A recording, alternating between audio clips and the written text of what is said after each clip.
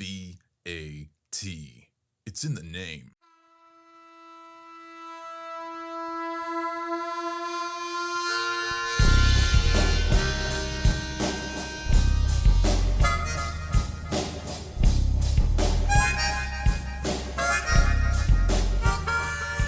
This is your Friday Refresh brought to you by Collisions Auto Repair Services in Killen, Alabama. You can contact them at 256-272-2007. I often talk about my very eclectic taste in music. You might find me listening to country one moment, then 70s rock, then an acapella gospel song. Or it could be bluegrass and then rap followed by a couple of musical numbers from Disney or Broadway.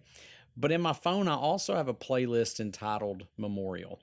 It's a playlist I made a year or so ago that when I got up and started doing things on Memorial Day, I could just hit play and start the day off thinking about the sacrifices of those who've paved the way for me to live in this land of the free.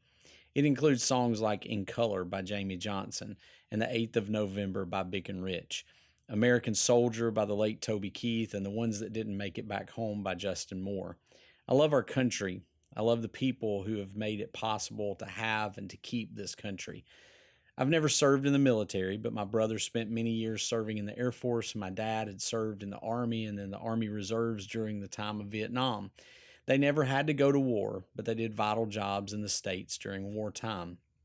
I rarely see a man or a woman wearing a hat or a shirt that proudly displays their branch of military without giving a sincere thank you for your service.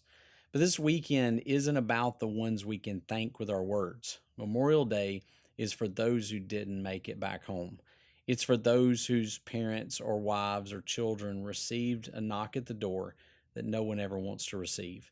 Tamara Bolton stated, "This is the day we pay homage to all those who didn't come home. This is not Veterans Day. It's not a celebration. It's a day of solemn contemplation over the cost of freedom." Memorial Day is about remembering the fallen. And for them, thank you is not nearly enough. For them is more about what we choose to do with that freedom.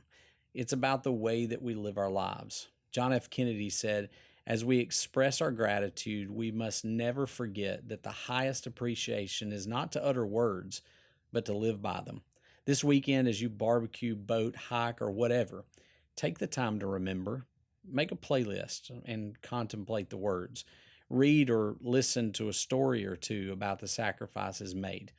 Remember, and then live as one who appreciates the freedom that has been freely given. And that is your Friday Refresh.